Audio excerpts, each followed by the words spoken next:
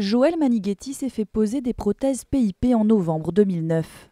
Elle fait donc partie des milliers de femmes qui auraient pu être épargnées si l'Agence de sécurité du médicament avait donné l'alerte plus tôt.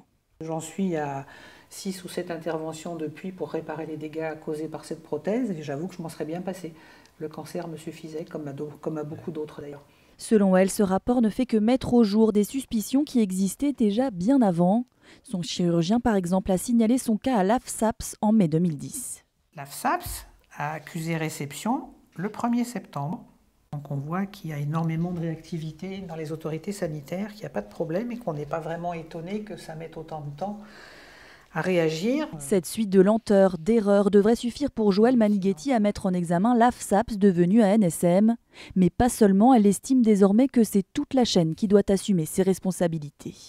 Le certificateur a certainement aussi des comptes à rendre, de même que les fournisseurs de silicone. Et on espère que tous ces gens-là se retrouveront sur le banc des accusés pour le prochain procès. Le prochain procès, justement, pour blessures et homicides involontaires cette fois-ci, est toujours en cours d'instruction.